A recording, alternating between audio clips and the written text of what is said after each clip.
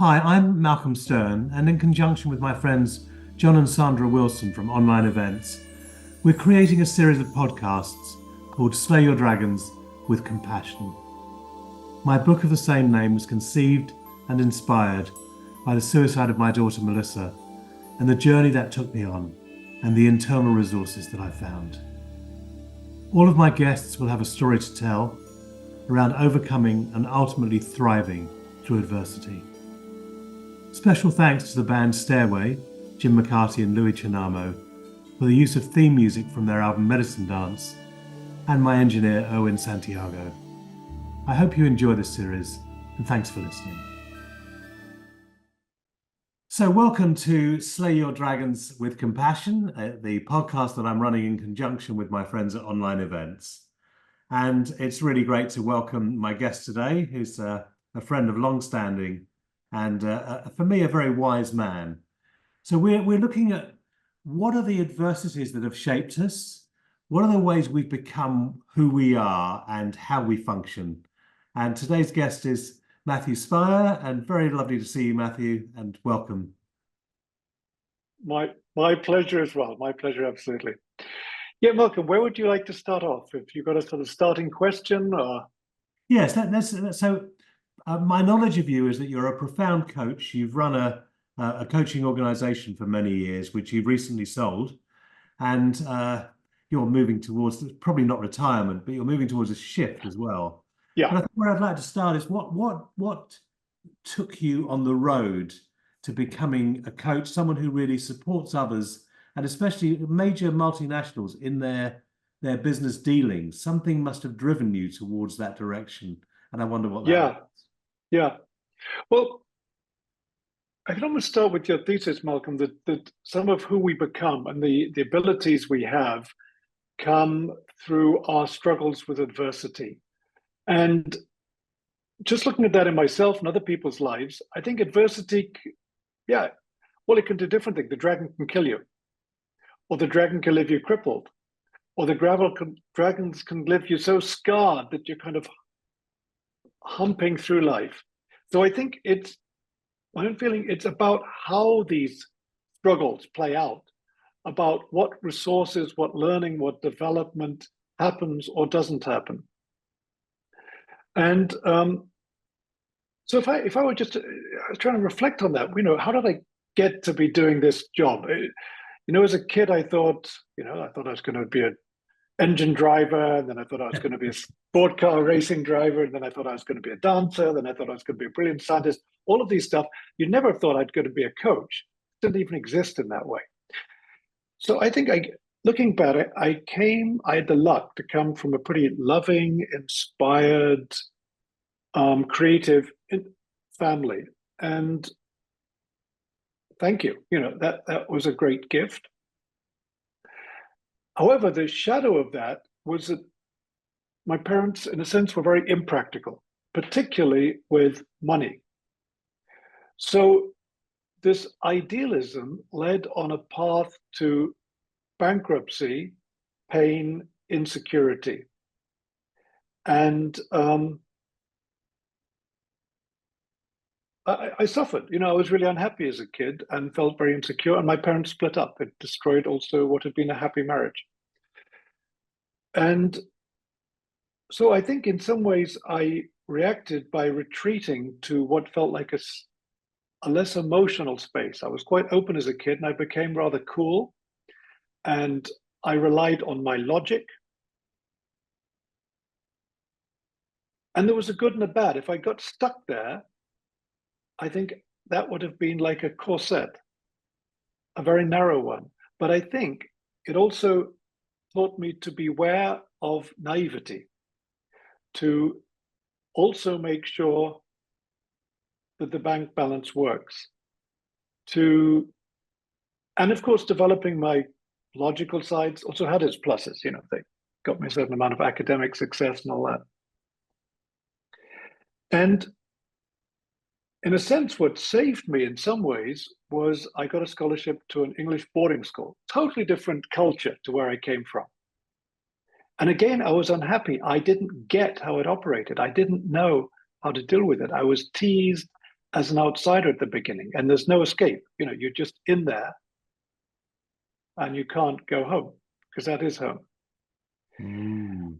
And so again, I think it had the potential to do bad things, but in a sense, if I think about it, I learned some of the benefits of a structured process way of doing things, which English boarding schools had.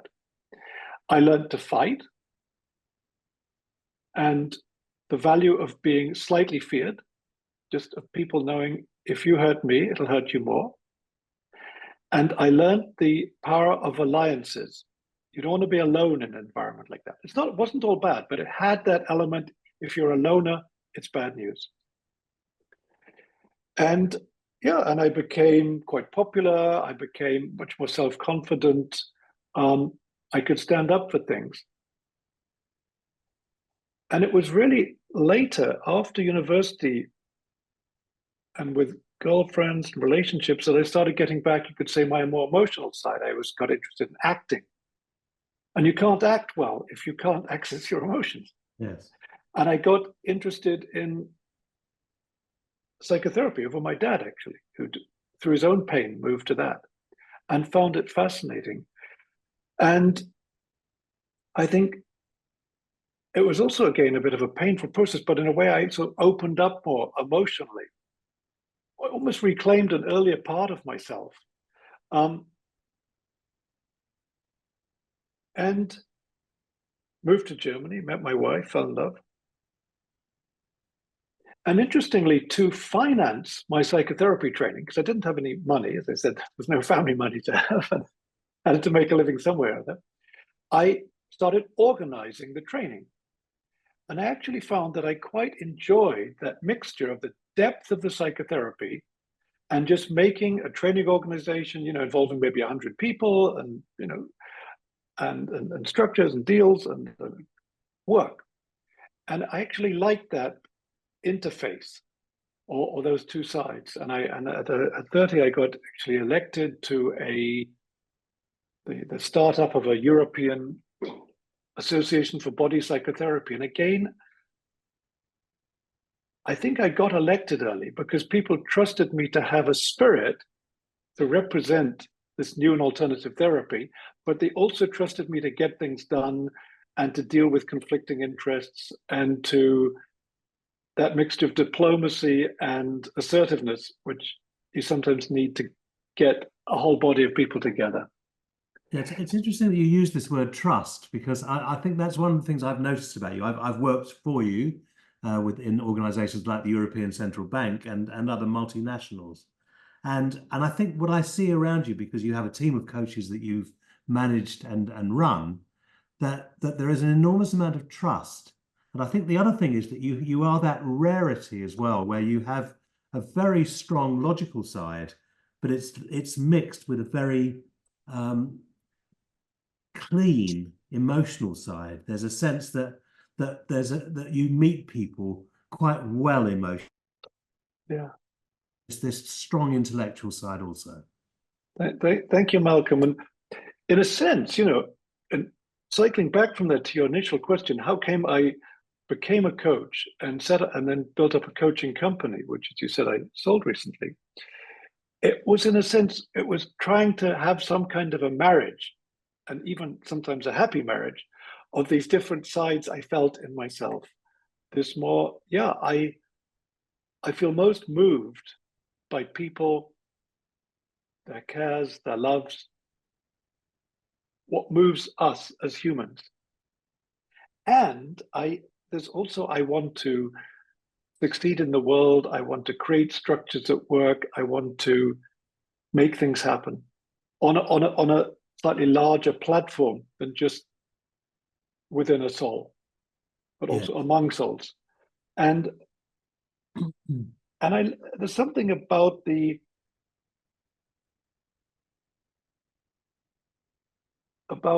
slightly relentlessness of business, which I like. Either people buy it or they don't. It's a very, very direct form of feedback. There's no flattery in that. They buy it or they don't buy it. They buy it again, they like it, it's valuable, or they don't consider it valuable.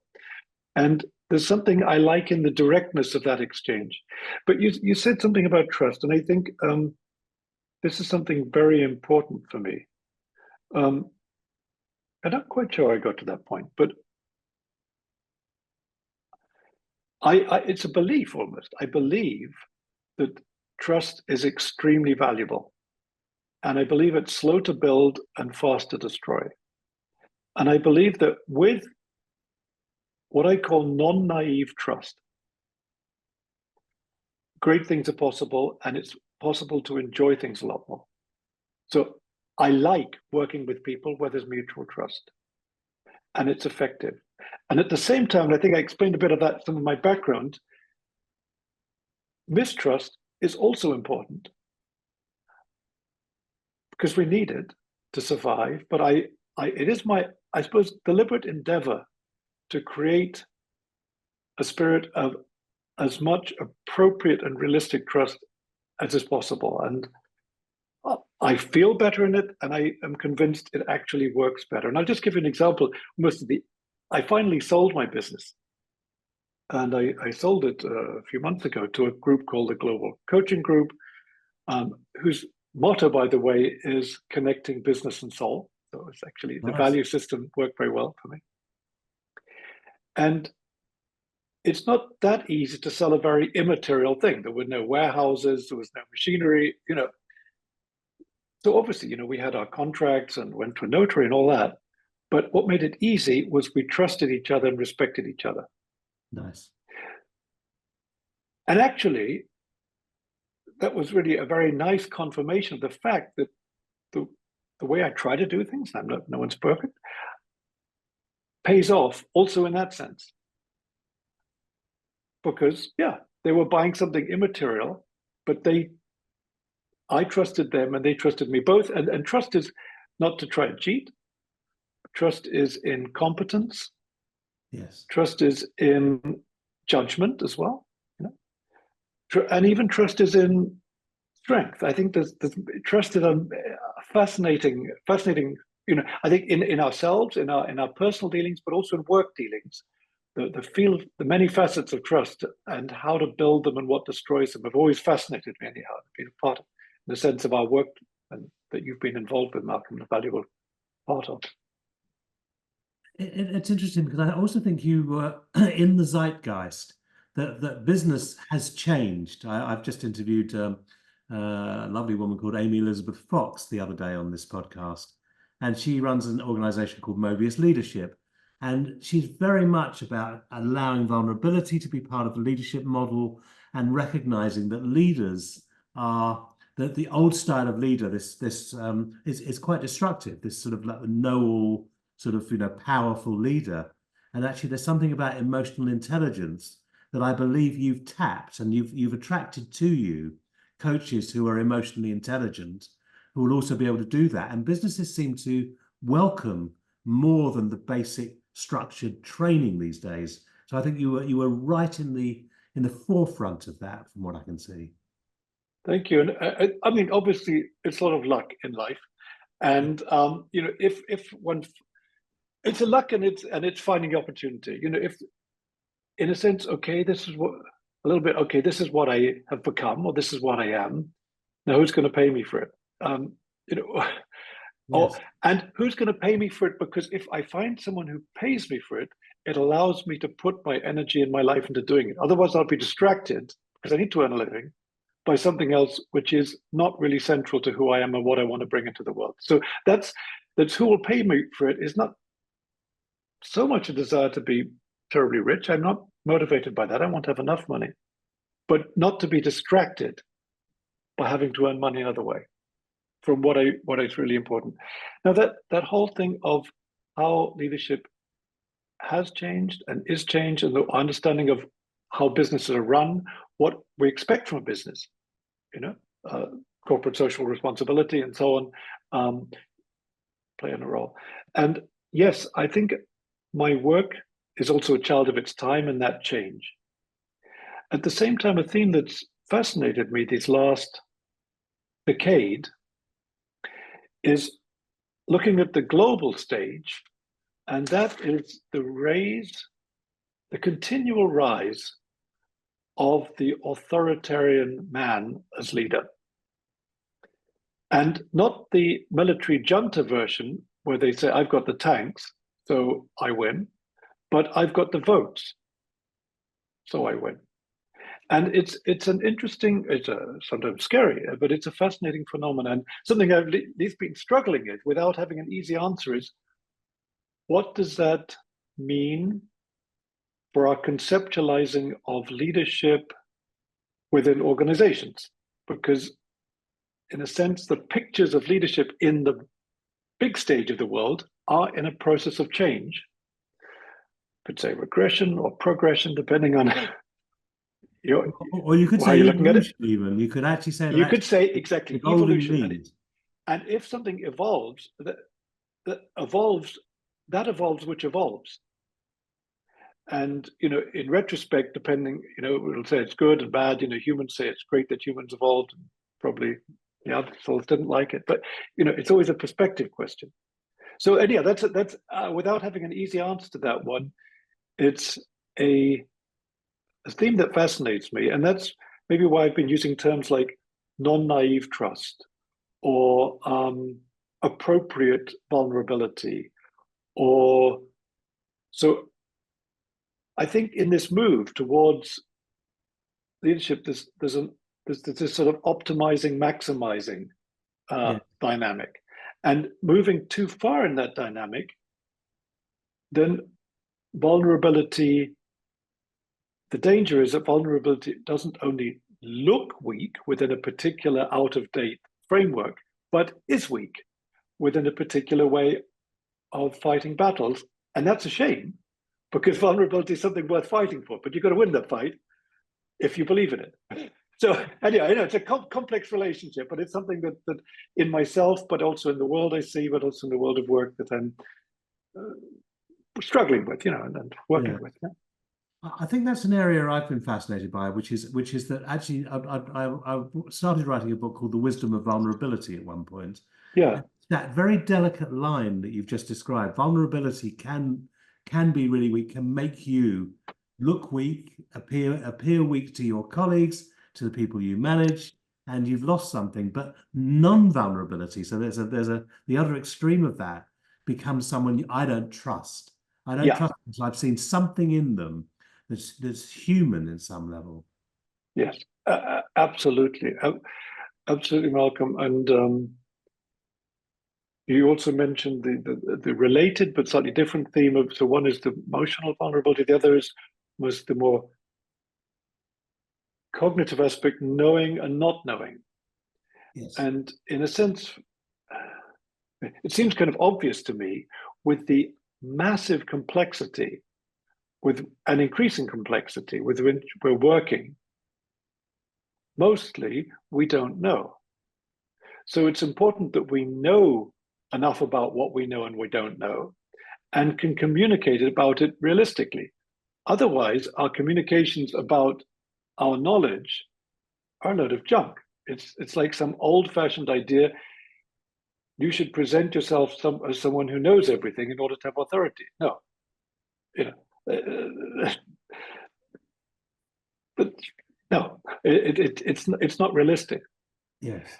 At the same time,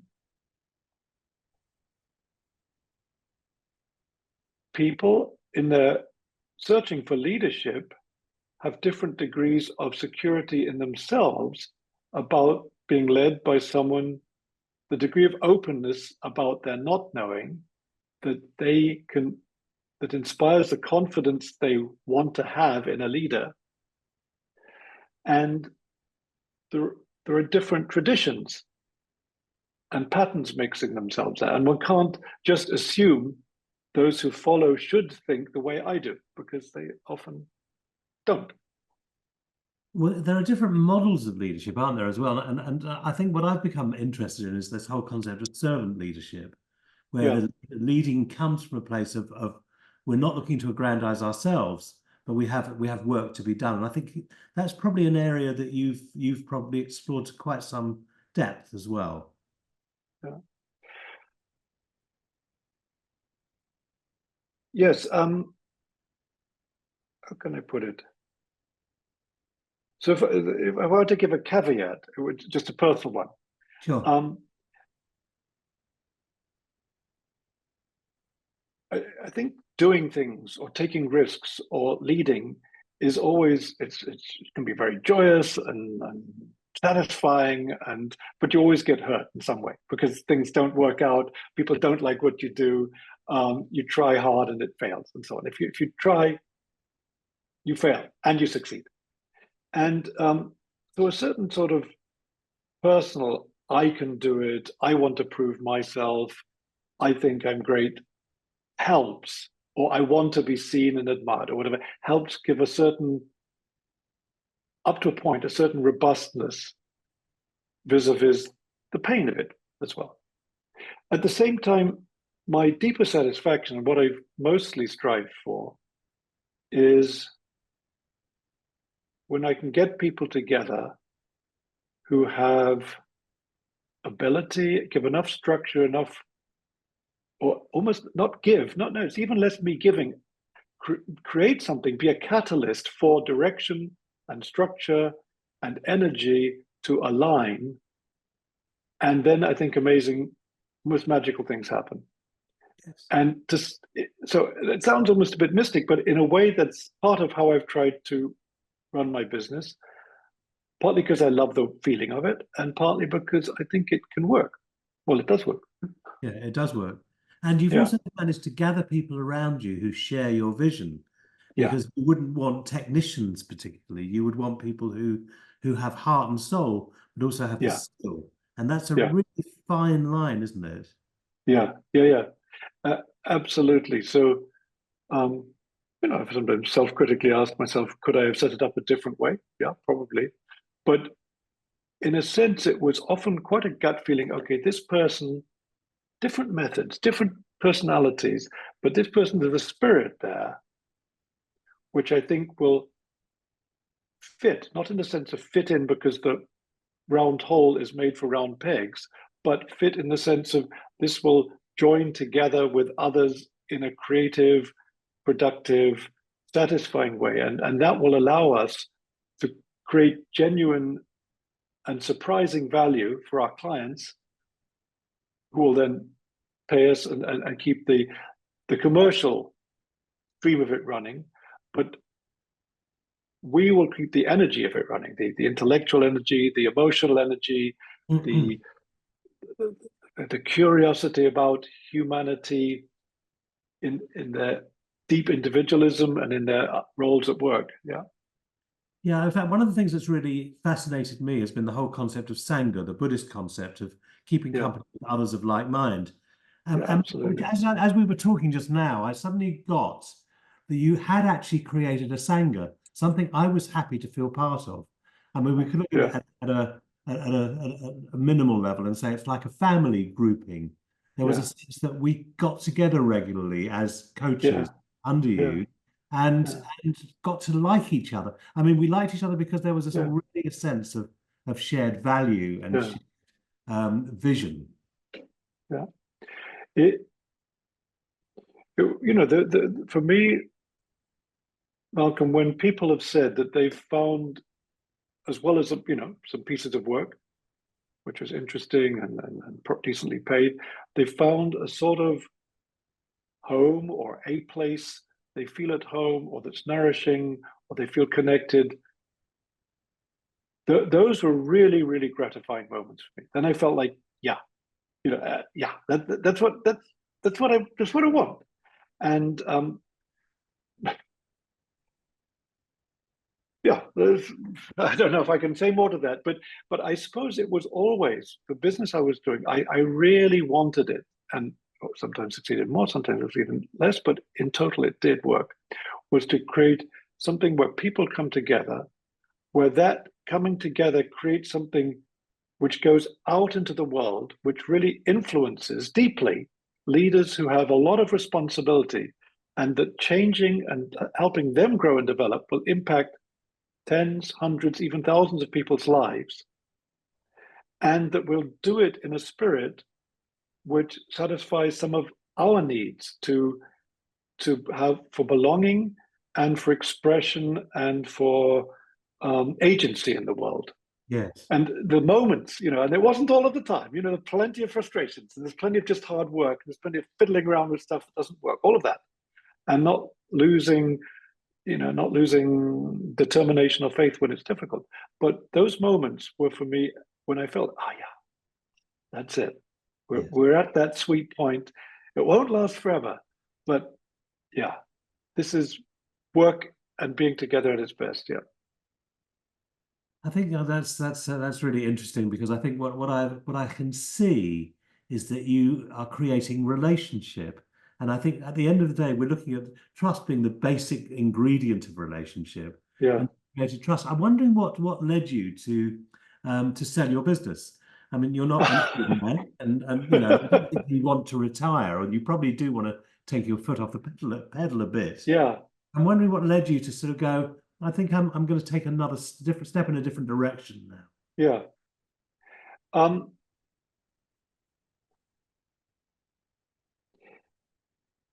So as ever in most of the important decisions in my life, I can give a go at describing it, but I don't quite understand my own mysteries.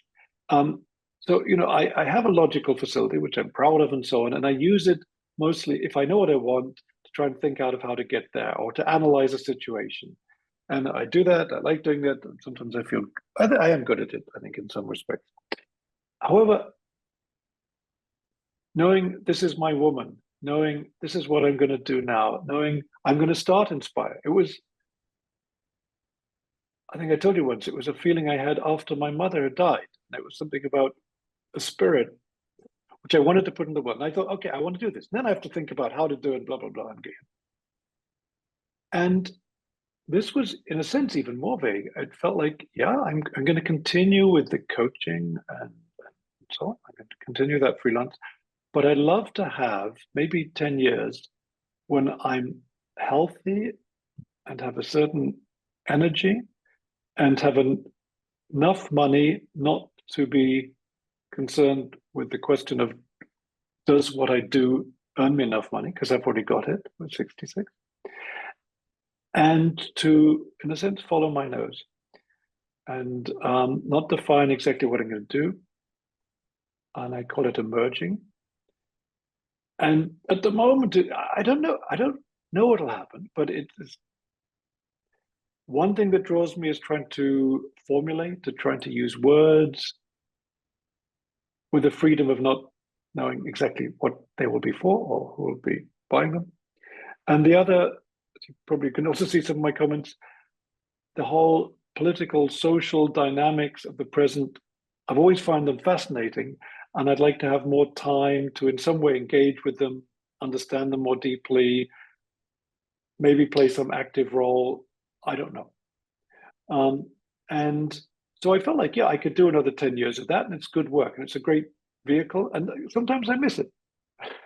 Yeah, I thought I was going to ask I you miss that. going on. It's my offer. Da, da, da, da. No, I don't have it. Okay, I sold it. I made the decision. But there was a sense, yeah, let's just make that space. That's your gut feeling. Let's do it.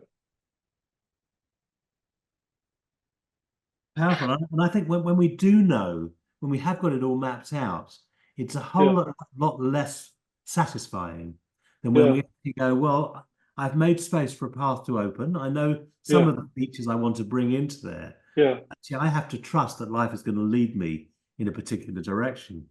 And I'm going Yep. to be inspired, which is the name of your company. Yeah, that's Uh, right. I wasn't deliberately doing that, but I just No, think no, no. that's really powerful. The inspiration to make Yeah. change. Well, it's scary at the same time. I mean, it was a bit scary even calling my company Inspire, play on my name, Matthew Speyer, because I thought, I've got to deliver inspiration, Monday morning, when I'm wondering where I can get my second coffee. And sometimes you is and sometimes you ain't. But at the same time, I have enough faith. And that faith is a sort of personal faith, yeah, faith in myself, but it's also much more strongly than that. It's a faith in inspiration will find me from time to time when it wants. So I don't have a sort of, I'm not specifically religious or don't, but I think in all the major crises and questions, there's always been this sense of, look, at the end of the day, you're pretty small and you're part of something massively larger. And occasionally I have glimpses of its form. That's about as, that's a great gift. And I am an agent. I will do active things, but I'm also just a piece of foam on the waves. It will do things with me. And so in a sense, my job is to sort of read the wind, go with it. And it's sort of an interplay between that, okay, there's something much, much bigger, and my determination and will, and I won't give up, and da da da. It's a fascinating interplay of those forces. I think that's true. I think that there is sort of something that, again, I'm not specifically religious, but I do Yeah, feel that there's guidance in yeah, following, in learning to pick up the signals, yeah, following the yeah, trails that open for us as well. So I yeah, think the mixture between the intuitive and the intellectual that makes us profound as yeah, human beings. yeah, yeah. Um, yeah, definitely. There was one other thing I was thinking about as you've taken this metaphor of slaying dragons Yes. as a metaphor for, our struggling with the adversity that life tends to throw at us. And one comment I made earlier was that it can also destroy us. It's Yes. about what supports us, and I think it's support comes from a larger source. Support comes from our fellow humans, from relationships. Support comes from a willingness to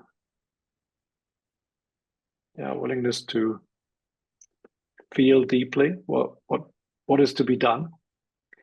And sometimes I was just thinking about it before our conversation. I thought sometimes our way of the successful fight with one dragon can be the child of the next dragon. Um, Yes. just as okay, starting from, let's say, from politics, so a bit of an obvious one. For Great Britain's narrative not being conquered in the Second World War had also to do with the fact it was an island and a fighting island. Okay, true, and part of the myth. With it was the danger then of becoming insular, from my perspective, in an increasingly global world, because you identify then with what saved you and won you the fight then. So, as I said, with my own path, a little bit moving from the emotional to the rational, or we move from the over rational to the vulnerable. And each of those is an incredibly important movement, but carries the seed of the next dragon to be wrestled with. Yes. Or industrialization helped many people get away from poverty, but its seeds are new dragons, which we're struggling with. Yes. Um, and and so I think on the larger scale, but also on the microcosm of each of our lives. And so even if I don't quite know what it is yet, probably some of the things which I developed and helped me succeed in building Inspire, some of them will be what I take with me in the next stage of life. Yes. And some I don't know yet which I will inevitably have to let go of or transform to do whatever I'm going to get up to. And that's it, yeah, the sense I have of it. Um, But it's great that you're doing that when you're still young enough to be able to enjoy whatever the fruits of this next part of your incarnation are going to be. I hope it stays that way, and yeah, stay fit and healthy, which is with 66 starts becoming a little bit less to be taken for True. granted. Yeah, yeah, and I think that's always the winged chariot at our heels is our aging and our the Mm, inevitability of old age, disease, and death, as the Buddhists would put it. absolutely, yes. Yes. Yeah. So we're coming towards the end of our podcast together, and I always ask this question at the end, which is the particular dragon you've had to slay in order to become who you are? And I think you've alluded to it as we've gone along. But if we can try and encapsulate that in sort of in one paragraph.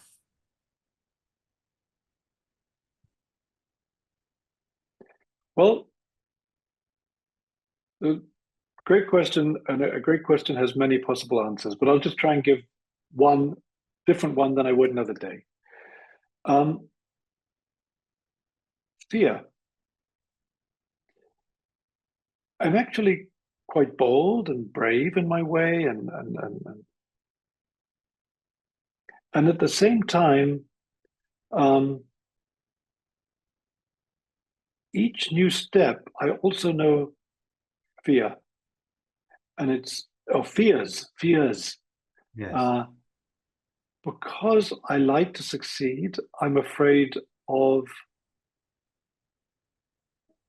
failure.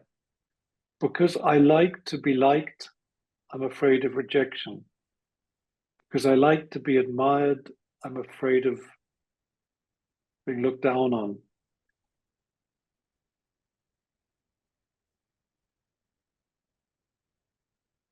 And many others.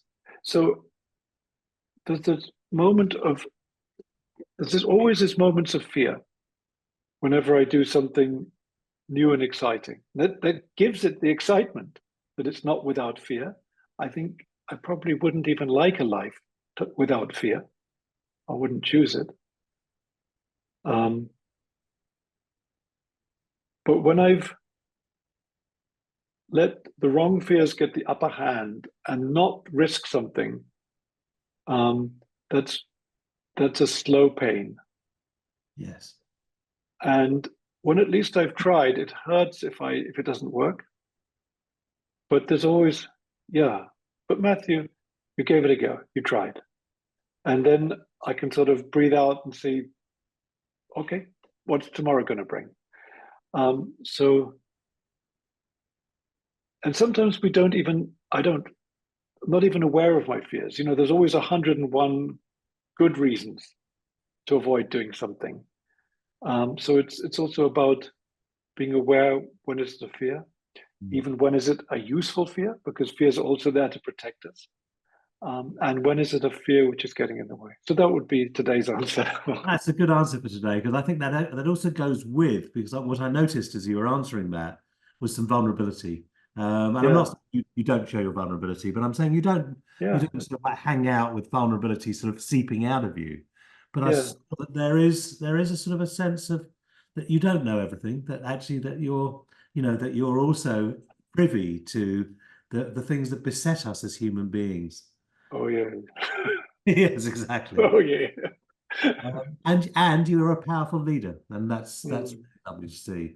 So thank you very much for taking part today, and it's really good to have you as part of our program here, and much appreciated, Matthew. And thank you, Malcolm, very much for your questions, your presence, and your support. Lovely. Thanks a lot.